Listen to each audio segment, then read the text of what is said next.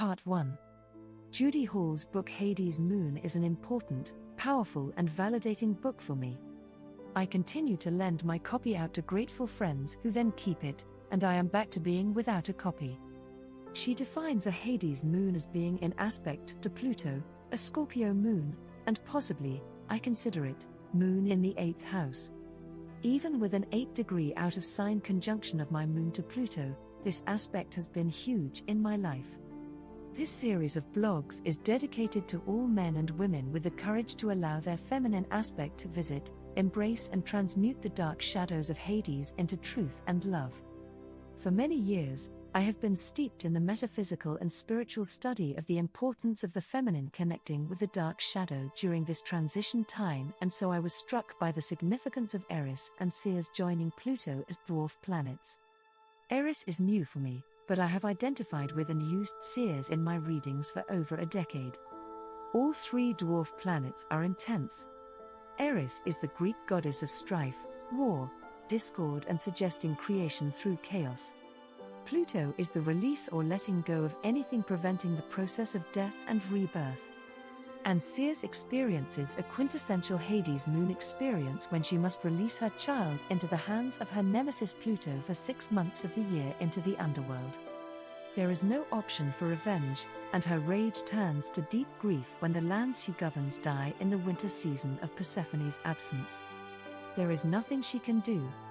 The abduction is not negotiable.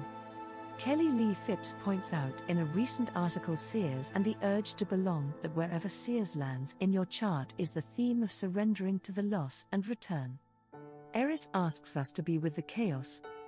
Pluto asks us to dive into the fire, enter Hades, and not shy from dark nights of the soul. It is all about transmutation at the highest level. Judy Hall has a chapter in her book called The Karmic Moon.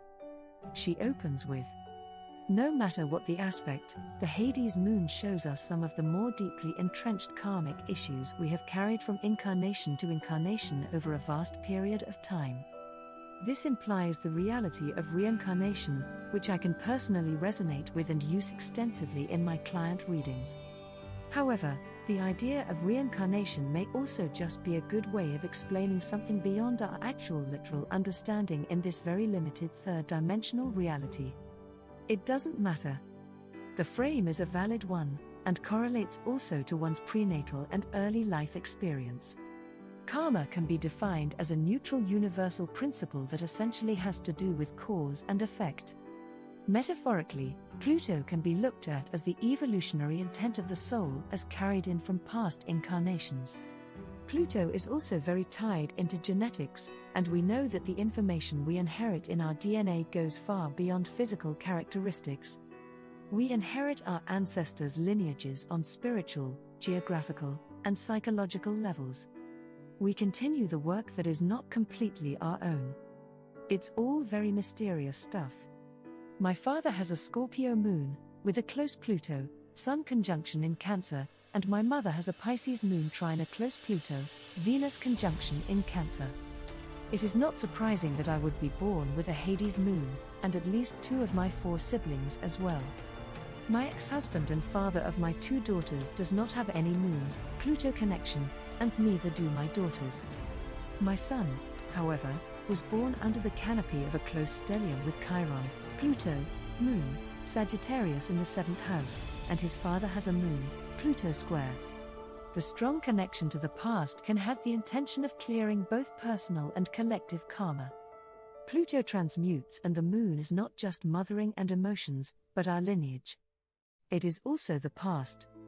And with Pluto, evil, or the darker side if you wish, is never far away, either operating from within or without. A stranger example of past lineage connection is my son Damien's story. His father was not interested in being involved. We had split up before I realized I was pregnant, and that was fine with me. The relatively short-lived relationship was a lustful nightmare. He changed his mind when his mother's guru and self-proclaimed identifier of incarnating masters saw Damien as Chögyam Trungpa. The Vidyadhara Chögyam Trungpa Rinpoche is an important teacher in the Buddhist Kagyu lineage who barely escaped the Chinese invasion of Tibet, fleeing first to India at the age of 20, then moving to Scotland, England, and finally the United States, landing in Boulder, where I live. He established not only several meditation centers, but the Naropa University here in Boulder. He is well known for his book Crazy Wisdom, among others. Trungpa died in April of 1987. I did not take this seriously because it smacked too strongly of specialness, a most potent trap, which had me running in the opposite direction, while his father took the bait and started running in our direction. That's another blog. The guru, whose mission to identify these souls, traveled from Texas to visit me when I was pregnant. I did not like her, but gratefully took the check for $800 which she gave me. I also chuckled to myself, because by that time I had intuited that Damien had Down syndrome and wondered what would happen with that revelation. I had chosen not to have any tests. She told me that I could expect a visit from Pema Chodron, a well-known Buddhist teacher and Trungpa disciple. I'm still waiting. During his first year I couldn't go anywhere without someone stopping me to tell me I had a special child, and they weren't just talking about his Ds. Mind you, he also has Neptune, South Node, Uranus on his midheaven. Most of these people were middle-aged wise women working in the healing arts and looking like modern-day witches. One day while I was shopping at one of our 7, soon-to-be 8, natural food stores, a slick, well-dressed stranger with an arrogant air come up and asked if I would like a reading. Why not? As it turns out, he was Rennie Davis of the infamous Chicago 7, originally 8, which also included Abby Hoffman, Jerry Rubin, Bobby Seale, and others, charged with conspiracy in the 60s related to the Vietnam War protests. Now it seems he is a venture capitalist and lecturer on meditation and self-awareness. He said that he was there to inform me that Damien had a special destiny and that I was chosen as his mother because of the completely unconditional space which I held for him. At least my life isn't boring. The early intensity with this issue has died down, but Damien is quite well known in Boulder. Melody Scott Zindel practices astrology with a focus on the practical, psychological and spiritual aspects of life, synthesizing information from over 30 years of study. Please like and subscribe to Phenomenal Astrology.